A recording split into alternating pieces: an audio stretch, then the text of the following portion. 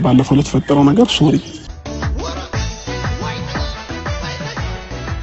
ጋሚል ቀይረው ወደማልፈልገው ውሳኔ ገብቼ ጸንቼበታለሁ። የምር እንደው ሩታ እሺ ብላ ይቅርታ ላድርግልህ ብትል እንደው ይቅርታ ማድረጓን ትቀበላለህ አንተ? የምርህን ነው አብርሃም? እኔ በጣም እውነት በጣም ደፋር ሰዎችን አይቻለሁ። እንዳንተ አይነት ደፋር ሰው እኔ አይቼ አላቅም።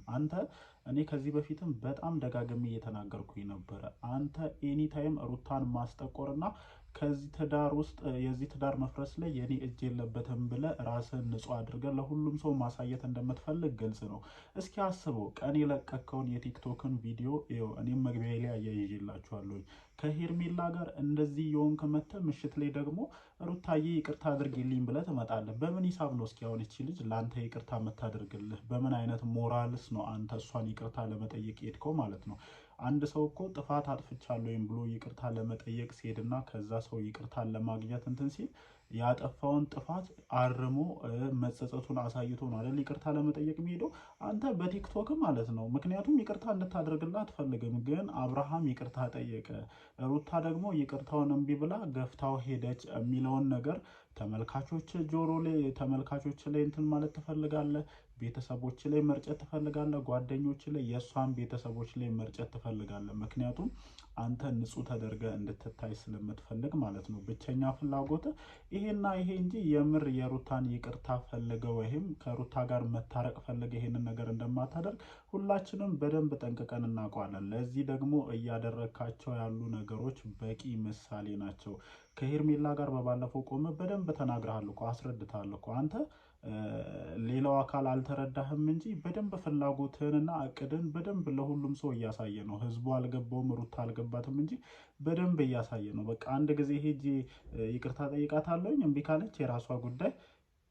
እምቢ እንድትል በጣም ትፈልጋለህ፣ በጣም ማለት ነው። በቃ ፍላጎትህ ሩታ አልፈልግም ይቅርታህን ምናምን ብላ በራሷ ጊዜ እንድትሄድ ትፈልጋለህ። ለዛ ደግሞ ዴይ ቱ ዴይ በምታደርጋቸው ነገሮች ሁሉ እሷን ማናደድ፣ እሷን ማቃጠል፣ እሷን ማትፈልገውን ነገሮች ማድረግ የዴይ ቱ ዴይ ስራ ነው። ይሄ አንዱ የእቅድህ አካል ስለሆነ ማለት ነው፣ እሷ ይቅርታ እንድታደርግልህ ስለማትፈልግ።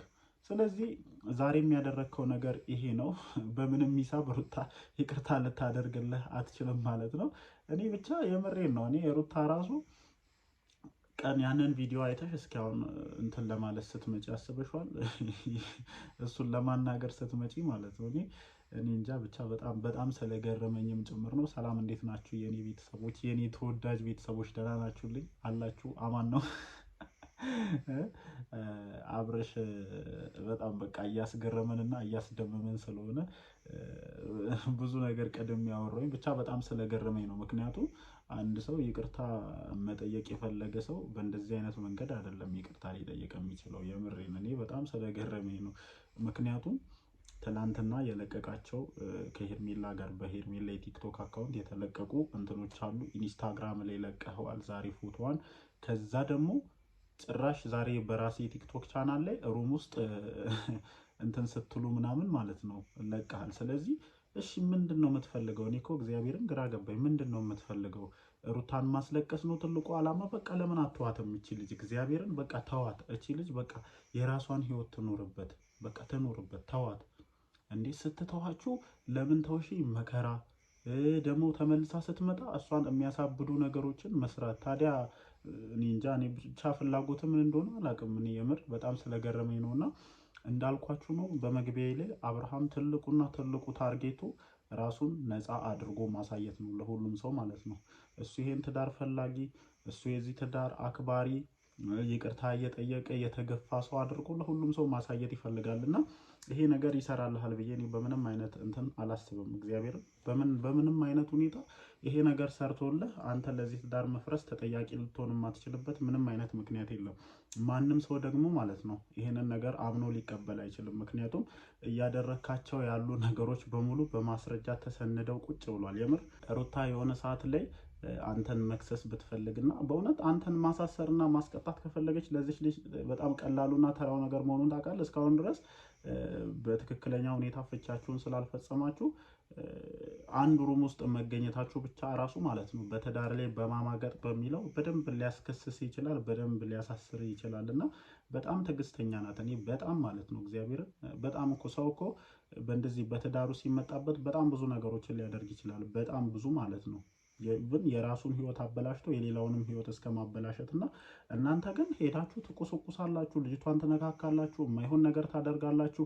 እሺ በቃ አልፈልግም ብላ ወደ እናንተ መቅረቧን ስታቆም፣ ወደ እናንተ መምጣቷን ስታቆም ሄዳችሁ እየደወላችሁ፣ በዚህ በኩል ሄርሜላ ትደውላለች፣ በዚህ በኩል አንተ ትደውላለህ። ልጅቷን ማረፊያ ሳጣችኋት። አታሳዝንም ወይ? እቺ ልጅ እኮ በሆዷ ያለው አብርሃም ያንተ ልጅ ነው። እግዚአብሔርን ትንሽ እንኳን ክብር አይኖርም? ነገ እስኪ ልጅ ተወልዶ እነዚህን ነገሮች ሲያይ ምን አይነት ፊሊንግ ይሰማዋል? ምን አይነት ነገር ይሰማዋል?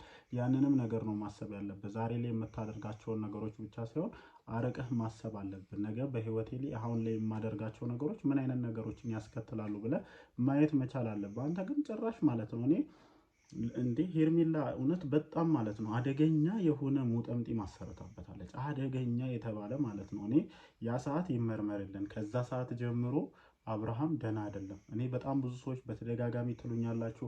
ሰሞኑንም ናሂና ውብዬ ቻናል ላይ በደንብ እያየሁኝ ነው። ይሄ የመተት ውጤት ምን አይነት ነገር እንደሆነ በደንብ እያየሁኝ ነው። ምክንያቱም ሙሉ ለሙሉ ነው ጭንቅላታችሁን የሚቀይረው። ታዲያ አሁን አብርሃም የሚያደርገው ነገር እውነት ትክክለኛው አብርሃም ይሄንን ነገር ያደርጋል ብላችሁ ታስባላችሁ? በሆነ ነገር እስካልተያዘ ድረስ እና ከዛ ሰዓት ጀምሮ ይሄ ልጅ ደህና አይደለም።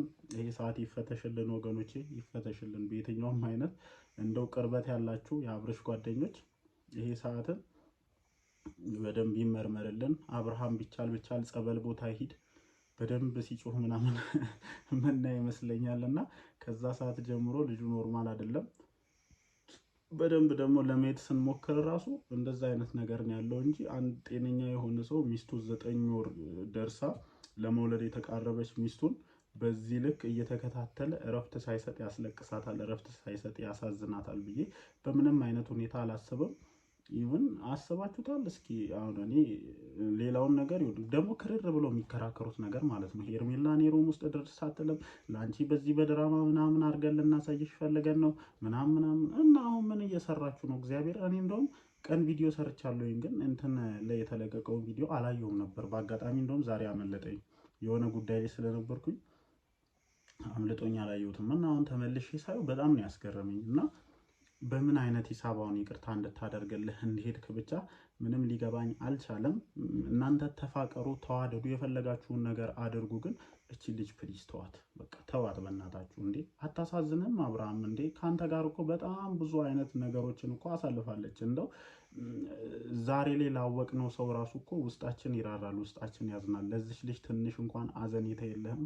በሆዷ ያንተን ልጅ የተሸከመች ሴት፣ ለአንተ ብላ በጣም ብዙ መስዋዕትነቶችን የከፈለች ሴት፣ በጣም ብዙ እንባዎችን ለአንተ ብላ ያነባች ሴት አታሳዝንም? የምር እኔ እንጃ። እኔ እውነት ወይ ይሄ የተያዘበት ነገር መተቱ ይሄ ልጅ በደንብ አድርጎ ይዞት እነዚህን ነገሮች አስተውሎ የሚያይበትን ነገር ከልክሎት ይሆናል እንጂ የሰው ልጅ በጤናው በምንም አይነት ሁኔታ እንደዚህ አይነት ነገር ውስጥ ይወድቃል ብዬ እኔ በፍጹም አላስብም። እና እቅዳቸው እየሰራ ነው። ሄርሜላ ከሙጠምጢሙ ጀምሮ አብርሃምን በደንብ በቁጥጥሯ ስር አስገብታ ሂድ ሩታን ዛሬ አግኝተ ይቅርታ ትጠይቃታለህ። ከዛ በፊት ግን ቀን ላይ እንትን የሁለታችንን ትላንት ሩም ውስጥ ሆነን የቀረጽነውን ቪዲዮ ፖስት ታደርጋለህ። እሺ ሄርሜላዬ ምናምን እያለ የሚያደርጉላ ነው የሚመስለኝ። እግዚአብሔርን በቃ አንዴ እኮ የሰው ልጅ እኮ በመተት ከተያዘ ሙጠምጢም ከተሰራበት እኮ የሚባለውን ነገር ሁሉ እሺ እመቤቴ እያለ ይሆናል እኮ። በምን እናውቃለን እኛ? እና ሄርሜላ ይህ ሙጠምጢም የት እንደተሰራ ዞሮ መድረሳችን አይቀርም። የዛኔ እኛን አያርገን እግዚአብሔርን። እኔ ብቻ ያው እኔ እንትን አንድ ሁለት ሰው መደቡልኝ ትላንት እንዳልኳችሁ እንዴትም ብለን ቢሆን ተሸክመን እንዲሆን አብርሽን ጸበል ቦታ እንድንወስደው ተባበሩኝ። ይህንን ልጠይቃችሁ ፈልጋለሁ። ያው አብሬ እንደዚህ አይነት ነገር ላይ ያደርጋለሁ የምትሉ ሰዎች ጻፉልኝ ከስር ዲኤም አድርጉኝ ነው የሚሉት። እና ብቻ ያው እየተፈጠሩ ያሉ ነገሮች በጣም ይገርማሉ። እና አብርሃም ኃይለኛ የሆነ እንደው ሙጠምጢሙ ከሌለ በቃ ከሩታ ለመለየት ትልቅ የሆነ ሴራን በደንብ ከሄርሜላ ጋር እየጎነጎኑ እንደሆነ ነው የሚታየኝ ማለት ነው። እናንተ ምን ይሰማችኋል? ወይስ ምን ትላላችሁ በዚህ ጉዳይ ላይ? የእናንተንም ሀሳባችሁን ስለምፈልገው ኮመንት ሴክሽን ላይ መጻፋችሁን አትርሱ። እወዳችኋለሁ። ነገ በአዳዲስ መረጃዎች እንገናኝ። ዛሬ ያየሁት ነገር አለ እነግራችኋለሁ። ይሄ ነገር እግዚአብሔርን አሁን እዚች ጋር ማፈንዳት ስላልፈለኩኝ ነው። ነገ እንገናኛለን። ይመቻችሁ።